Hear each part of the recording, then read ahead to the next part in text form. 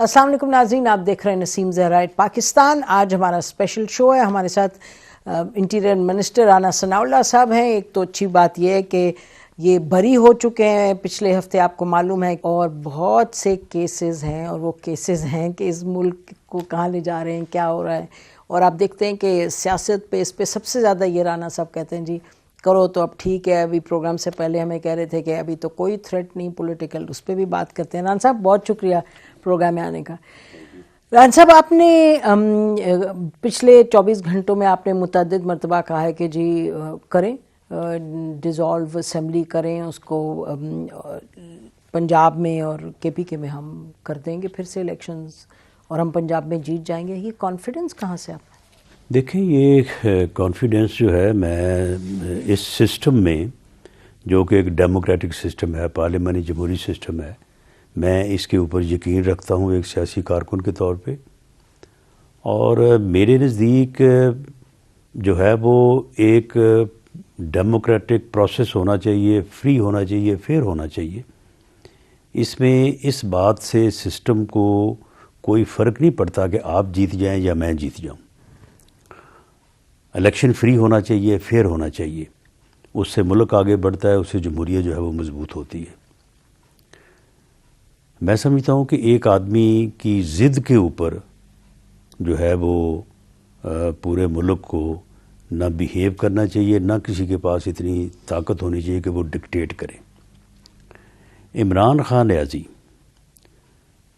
ایک وہ، میں سمجھتا ہوں کہ اسے میں کیا کہوں کہ وہ بدبخت سیاستدان ہے۔ یہ بدبختی ہے اس ملک کی، اس قوم کی، کہ اس میں اس جیسا ایک سیاستدان جو ہے وہ پیدا ہوا ہے۔ میری بات آج نوٹ کر لیں، یہ بندہ اگر قوم نے اس کا ادراک نہ کیا، اس کی شناخت نہ کی، یہ ملک کو کسی حادثے سے دوچار کرے گا۔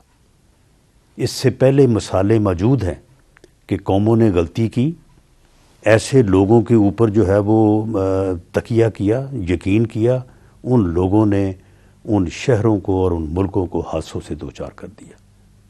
کراچی کا حادثہ اگر اس کی لائف میں الطاف حسین نہ آتا تو شاید نہ ہوتا۔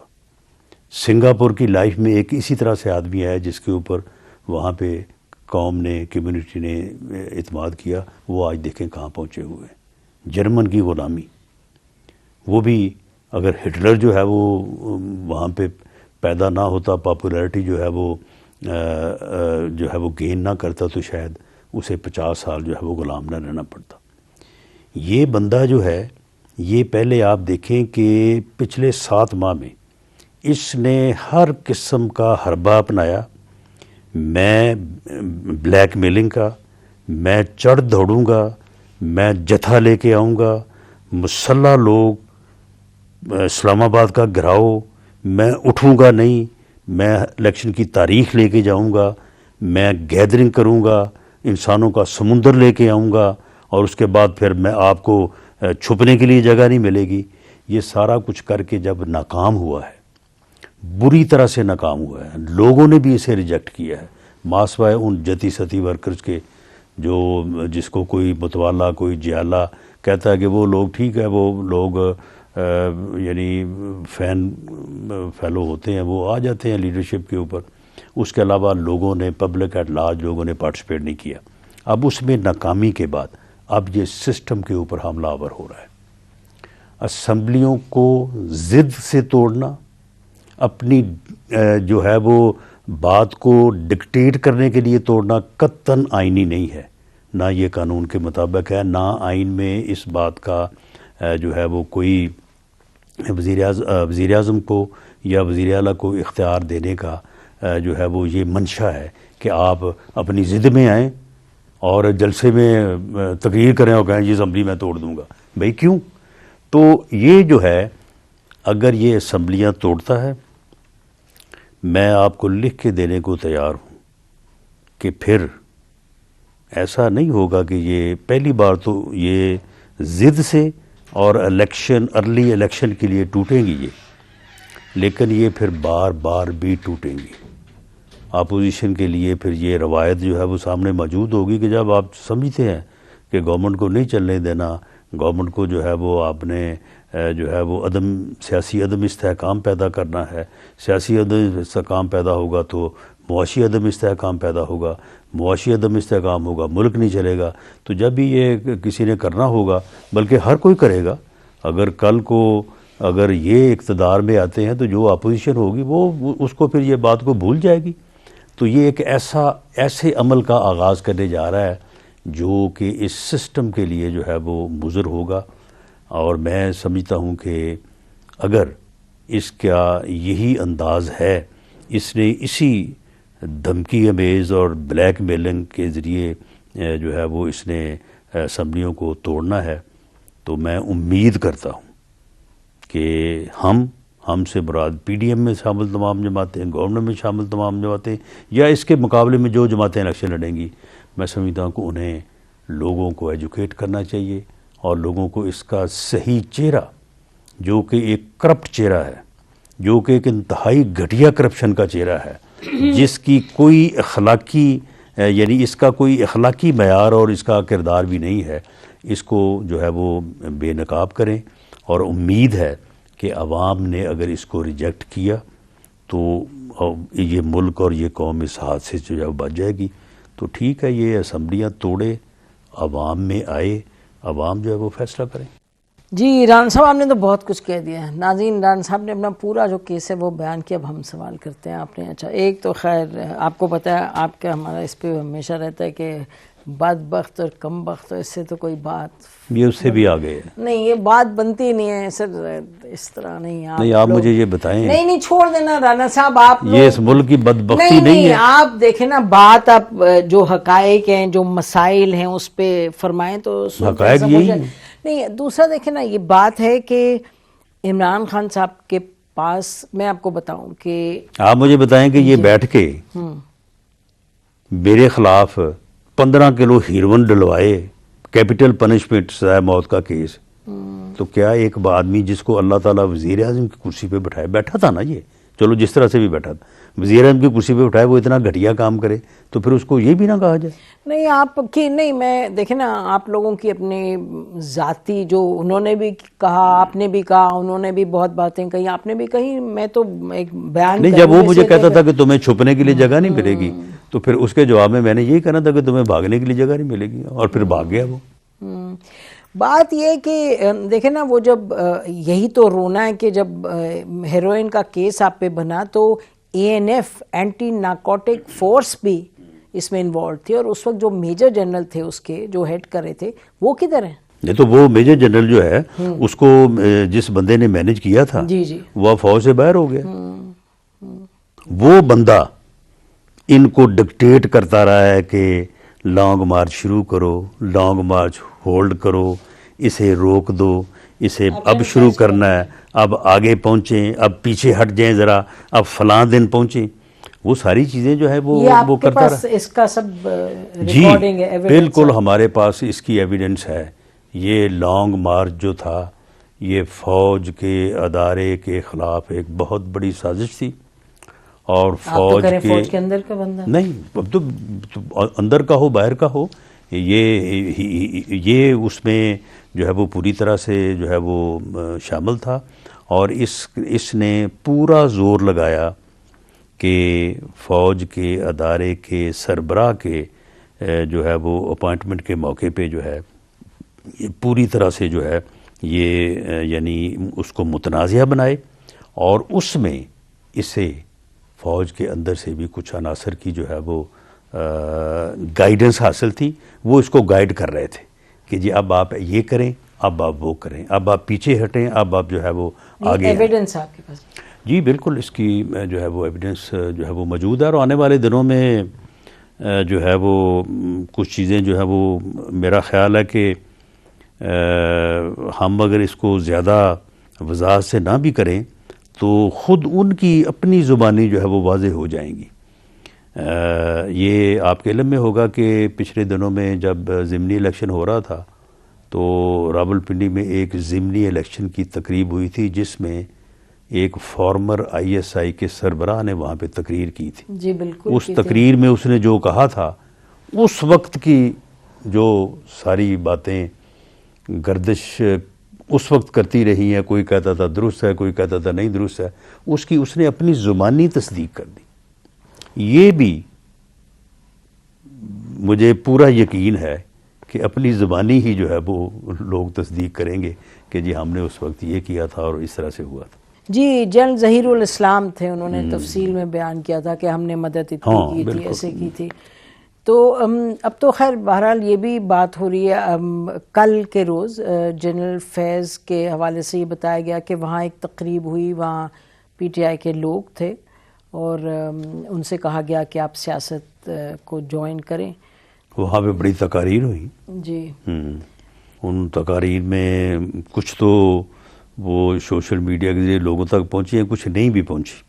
لیکن ہمارے پاس تو پھر آپ کو پتہ ہے کہ انٹیریئر منسٹری کا جو ہے وہ اتنا تو عمل دخل ہوتا ہے ان چیزوں میں کہ اسے یہ چیزیں تو جو ہے وقت کے ساتھ ہی جو ہے وہ معلوم ہو جاتی. تو یہ ایک جو قانون ہے کہ آپ 2 سال تک سیاست میں نہیں آ سکتے, یہ بس ایسا ہی قانون ہے, اس کو آپ لاگو اس حد تک کر سکتے ہیں کہ کوئی آفس بیرر نہ ہو, لیکن کوئی پولیٹیکل پارٹی میں جائے, میٹنگز میں جائے, چاہے ابھی ریٹائر ہوا ہو بیوروکریٹ یا فوجی, تو وہ اس کو روکنا تو بڑا مشکل ہے. جی میں پوچھ رہی ہوں آپ سے.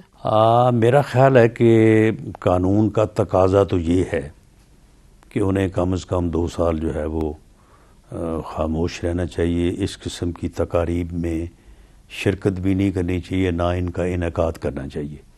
لیکن اگر کوئی کرتا ہے تو برحال قانون کی وائلنس تو ہے, اس کے اوپر کوئی ایکشن لیتا ہے نہیں لیتا ہے یہ ایک علیحدہ بات. آپ تو نہیں لیں گے کوئی ایکشن؟ آپ نہیں, فی الحال اس بارے میں کوئی جو ہے کیا باتیں ہوئی تھی جو تقریر میں جو کہ ایسی ہیں آپ کو لگے کہ چلیں اس میں وہ باتیں جو میں سمجھتا ہوں کہ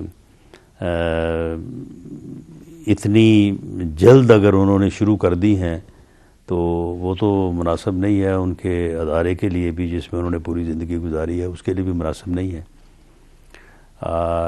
ایک میں مقرر کی تقریر کا یہ حصہ آپ کو بتا دیتا ہوں کہ اس نے ان کا شکریہ ادا کیا کہ آپ نے ان 4 یونین کونسلز کو ان کا نام لیا انہوں نے کہ وہ آپ نے ان کو 1 ارب روپے 25 کروڑ روپے جو ہے وہ آپ نے ان کو ترقیاتی فنڈز لے کے دیا ہے. وہ کس سے لے کے دیا ہے اور کیوں لے کے دیا ہے؟ 1 ارب روپیہ میرے کہنے کے اوپر تو میرے پورے حلقے میں 32 یونین کونسل ہیں, میری پارٹی نے نہیں مجھے دیا. میرا پرائم منسٹر جو ہے اس سے میں کہوں تو وہ دینے کو تیار نہیں ہے, وہ کہتا ہے یہ اتنے فنڈز تو نہیں مل سکتے. اب تو کاٹتے ہیں تو بلکہ کچھ بھی نہیں ملا اس مرتبہ تو اسے جو ہے وہ اگر ابھی پنجاب گورنمنٹ سے جو ہے وہ اتنے پیسے حالیہ بات کر رہے تھے. جی حالیہ بات کر رہے تھے, تو پھر یہ چیز کیوں کر اور کیسے جو ہے جنرل فیض کا شکریہ ادا کر رہے تھے. جی ان کا شکریہ ادا کر رہا تھا. یہ مستند بات ہے. جی یہ اس جو ویڈیو کلپ سوشل میڈیا پہ چل رہا ہے اس کا یہ حصہ ہے. وہ جو صاحب ان کو تقریر میں یہ فرما رہے ہیں نا کہ آپ جو ہے وہ اس ملک اور قوم کی بہتری کے لیے جو ہے وہ آپ آگے آئیں, آپ کے بغیر یہ ملک ترقی نہیں کر سکے گا. تو انہوں نے کہا کہ اس بات کے بھی آپ کا شکریہ کہ آپ نے ان 4 یونین کونسل کو اتنی بھاری رقم جو ہے وہ ترقیاتی فنڈ کے طور پہ جو ہے وہ لے کے دی. بس یہ معاملات تو ہیں, یعنی کہ کہاں سیاست شروع ہوتی ہے, کہاں ریاست کے نمائندے اس میں انوالو ہوتے ہیں, اور اصل میں بدقسمتی سے سیاستدانوں نے, ہر رنگ کے سیاستدانوں نے مستفید ہوئے ہیں فوج کی سپورٹ سے. تو اب ختم ہونا چاہیے معاملہ, کہیں تو رکے رانا صاحب. یہ تو مطلب نواز شریف صاحب بھی اور بھی parties, P M L Q بھی, یہ بھی وہ بھی, تو یعنی کہیں تو رکے نا. At one point Peoples Party, یعنی کہ جب میرا ایڈورسری ہوتا تھا حکومت میں تو پھر میں چلتی تھی دوسرے کے ساتھ فوج کے. یہ چلتا رہا نا معاملہ, ہر ایک نے اس سے فائدہ بھی اٹھایا اور اس سے نقصان بھی. تو عمران خان اس میں دیکھیں اس کا ایک ہی طریقہ ہے کہ سیاستدان اس بات پہ متفق ہو جائیں کہ ہم نے جو ہے وہ اس عمل کو نہ کرنا ہے نہ ہونے دینا ہے. بے شک. تو اب دیکھیں کہ یعنی اسٹیبلشمنٹ نے یا ہم ادارے نے یہ فیصلہ کیا اور انہوں نے بالکل سچائی سے بات کی کہ ہم نے یہ فیصلہ، انہوں نے یہ نہیں کہا کہ جی ہم نے تو کبھی کچھ ہی نہیں کیا، ہم تو یہ کرتے ہی نہیں ہیں، جس طرح سے آگے ہوتا تھا کہ سب کچھ کیا بھی جاتا تھا اور کہتے تھے ہم کرتے ہی نہیں ہیں۔ انہوں نے کہا کہ جی فلاں مہینے فلاں ڈیٹس ہمارے انسٹیٹیوشن میں بحث ہوئی ہے، بہت لمبی بحث و تمہیز کے بعد ہم اس نتیجے پہ پہنچے ہیں کہ ہم نے اپنا کردار کو اے پولیٹیکل جو ہے وہ رکھنا ہے۔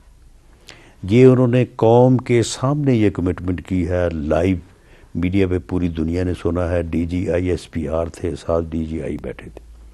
یہ آخری تقریر یہ جو اب ہوئی ہے، تو اب انہوں نے تو یہ کیا ہے۔ یہ تو فیکچولی غلط کہہ رہے تھے وہ۔ نہیں، وہ صحیح کہہ رہے تھے سر نہیں، میں آپ کو معذرت کے ساتھ، کیونکہ جولائی میں انہوں نے ہمیں یعنی پبلکلی انہوں نے کہا ایک جگہ کہ جولائی 2021 میں میرے پاس پی ٹی آئی کے 5 اور 6 آئے منسٹرز کہنے کہ جی یہ کریں یہ کریں، تو اگر جولائی میں آئے 5 اور 6 منسٹر تو آپ نے انہیں آنے کیوں دیا؟ نہیں دیکھیں اس میں انہوں نے کہا معذرت کے ساتھ، انہوں نے کہا جنوری، اس تقریر میں انہوں نے کہا جنوری 2021 سے ہم نے سیاست کو خیر بات کہہ دیا، یہ انہوں نے تقریر میں کہا، لیکن وہ ڈیٹ جو کہہ رہے ہیں وہ معذرت کے ساتھ صحیح ڈیٹ تو نہیں ہے۔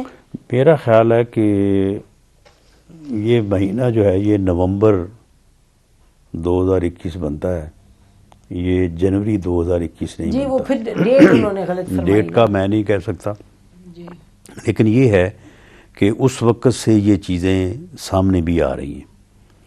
جب عدم اعتماد کی تحریک جو ہے یہ شروع ہوئی تو لوگ گئے ان کے پاس، پھر بعد میں جب لوگوں نے آ کے بتایا کہ جی ہم گئے تھے کہ جی بتائیں اب کیا کرنا ہے، تو انہوں نے کہا کہ بھئی ہمارا اس سے کوئی لینا دینا نہیں، آپ کریں جو آپ بہتر سمجھتے ہیں۔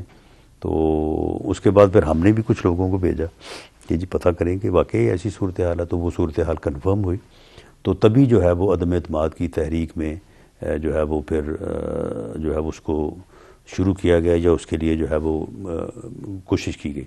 تو اب یہ کمٹمنٹ جب انہوں نے کر لی ہے تو اب جو ہے سیاستدانوں کو بھی چاہیے کہ یہ جو ہے وہ ان کو خواہ مخواہ جو ہے نا وہ آوازیں نہ دیں۔ اب عمران خان صاحب تو کل بھی آوازیں دے رہے تھے تو منہ کہ جی آئیں، خدا کا واسطہ ہے آ کے جو ہے وہ آپ جو ہے وہ ہمیں الیکشن کی ڈیٹ لے کے دیں۔ یہ الیکشن کی ڈیٹ کے لیے بیٹھے نا سیاستدانوں کے ساتھ۔ تو مونس الہی صاحب جو فرماتے ہیں کہ جی ہمیں جنرل باجوہ نے کہا، یہ غلط فرماتے ہیں، پرویز الہی صاحب بالکل غلط فرماتے ہیں۔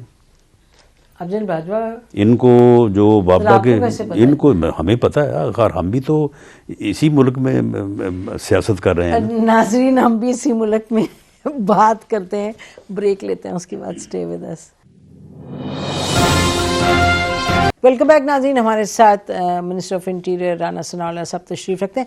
رانا صاحب یہ بتائیں کہ آج اے پی ایس کا بھی دن ہے، اتنا گھناؤنا واقعہ 2014 کا۔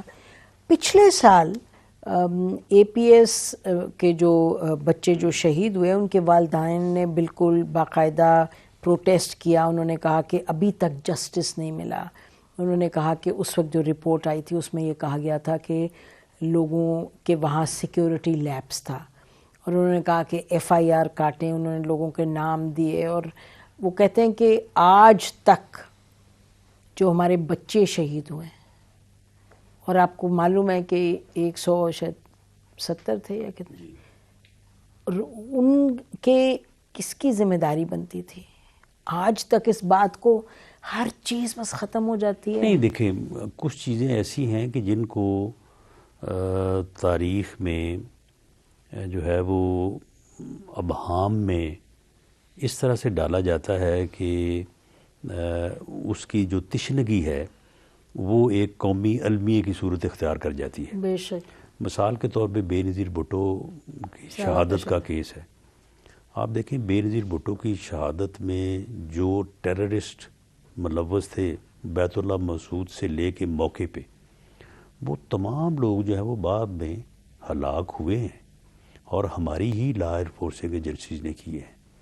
ہماری مسلح افواج کے لوگوں نے جو شہادتیں قبول کی ہیں ان لوگوں سے لڑتے ہوئے، تو یہ ان کی بہت بڑی قربانی ہے۔ لیکن اس بات کو کسی طرح سے جو ہے نا وہ بتایا اور سمجھایا نہیں گیا کہ بھئی یہ لوگ ملوث تھے اور یہ لوگ جو ہے بعد میں مارے گئے ہیں سارے. اسی طرح جو اے پی ایس کے واقعے میں لوگ ملوث تھے جو تو موقع پہ تھے وہ سارے اسی دن ہی ختم ہو گئے. اس کے بعد جن لوگوں نے جو لوگ ماسٹر مائنڈ تھے ان میں سے میرا نہیں خیال کہ کوئی بچا ہے. ان میں سے بہت سارے لوگوں کو بعد میں مختلف واقعات میں جو ہے وہ ان کو ہلاک کر دیا گیا ہے. لیکن ان والدین کی سیٹسفیکشن کے لیے انہیں اس پورے پروسیس پہ آن بورڈ نہیں رکھا گیا. وہ ابھی بھی یہ سمجھتے ہیں کہ شاید اس بارے میں کچھ نہیں کیا گیا. اس بارے میں بہت کچھ کیا گیا ہے اور باقی جب تک بھی یہ دہشت گردی کا عنصر یا یہ جو ہے وہ المیہ ہے اس وقت تک ہمیں کرتے رہنا چاہیے. تو یہ بتائیں کہ دہشت گردی کی آپ نے بات کی تو ٹی ٹی پی کا جو انہوں نے جب ایک دفعہ یہ اناؤنس کر دیا نومبر کے آخر میں کہ جی ہم سیز فائر ختم کرتے ہیں حکومت کے ساتھ پاکستان کے ساتھ، اور اس کے بعد رانا صاحب بلا ناغہ تقریباً کبھی تیرہ میں، کبھی نارتھ وزیرستان میں، کبھی کوئٹہ میں، کبھی لکی مروت میں، کبھی کابل میں، کبھی بارڈر کے پار چمن میں، یہ تو روز کا معاملہ ہو گیا. دیکھیں یہ بالکل درست ہے بات آپ کی، لیکن جو نام ہے نا ٹی ٹی پی تو ایسے سمجھا جاتا ہے جیسے ٹی ٹی پی ایک بالکل ایک آئیڈینٹی ہے اور بس وہ لوگ ہیں اور ایک ان کا ڈسپلن ہے. ایسا نہیں ہے. ہر علاقے میں جو ہے وہ ڈیفرنٹ گروپس ہیں اور ان گروپس میں بھی آگے پھر دو دو تین تین گروپ ہیں. اگر آپ کسی علاقے کا بھی نام لے لیں تو اس علاقے میں بھی ایک گروپ نہیں ہے، وہاں پہ بھی دو تین گروپ ہیں.